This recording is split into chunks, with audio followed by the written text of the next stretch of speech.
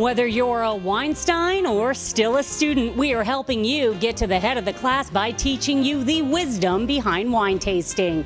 And I am thrilled to be joined by Master Somm Tim Gaiser. He is going to teach us some tricks on how to taste wine like a genius. You are a Master Somm, one of the coveted few. What are there, like 200 in the world? Is that right? There are 202. Oh, excuse me, I stand corrected. There are 202 Master Somms in the world, and you happen to be one of them. Now, some regular folks at home might be a little more familiar about what it takes because of that documentary Somm that a lot of people saw. I think that's a really good snapshot of the lives of the students who are at the master's level studying for the exams and all the insane study and the long hours. But also what I think it shows is the camaraderie of guys in a group. Because like those guys in that movie, I was fortunate to be in a really great study group. And that's a huge, huge difference because it's almost impossible to do by yourself. But the tasting exam, yeah, it's really difficult. For me, by far of the three parts, the most difficult. I've coached hundreds and hundreds of students in our program over the last 15 plus years, and most of it on tasting. And then I have my own tasting project, which is all about olfactory smell memory and the neurology of that and how it works. And that's because in 2009, I sat in front of a film crew in 2 sessions with a behavioral scientist. And for about 4 hours on camera, I tasted wines. I smelled and tasted the wines with this guy, Tim Halbaum, standing next to me, and he tracked my eye movements and patterns and my language patterns. And between the two of us, we deconstructed what I do internally when I smell and taste wine.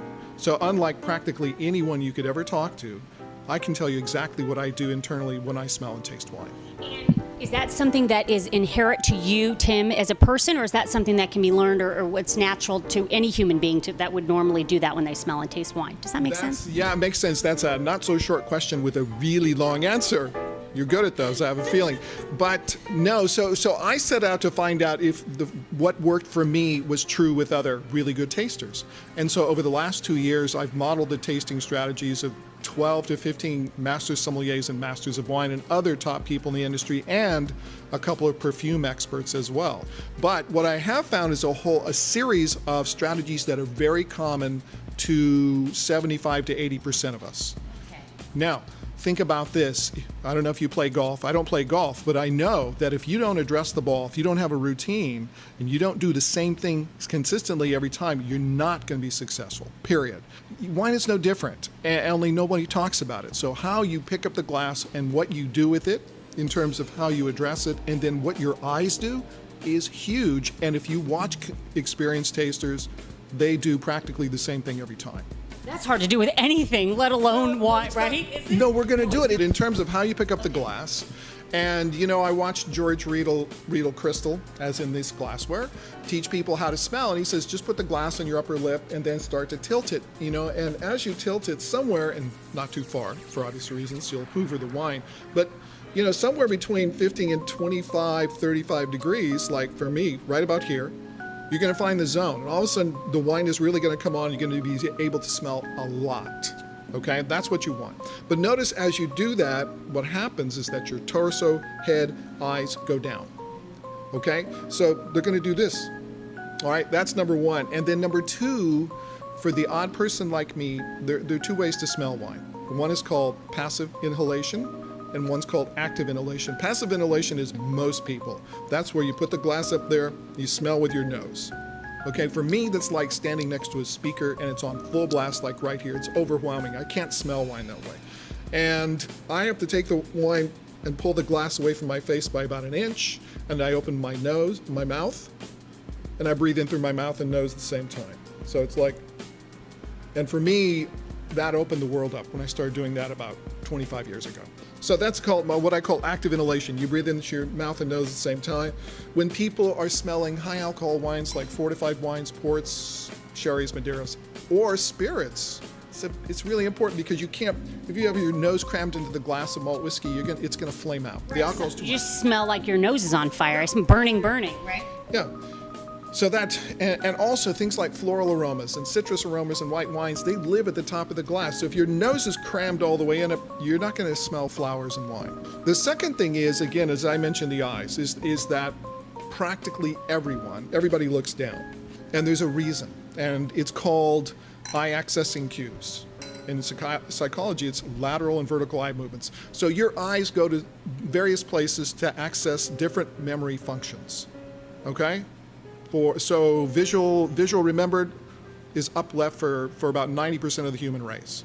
If I ask you what color are your mother's eyes and you really focus, you go up left. Thank you. Perfect demonstration. If you want to make something up, like imagine an animal that's half giraffe and half hippopotamus, everybody goes up right.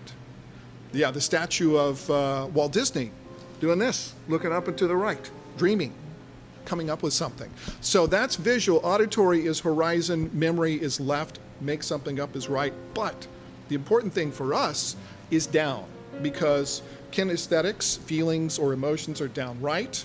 And then digital audio, talking to yourself, is down center and down left.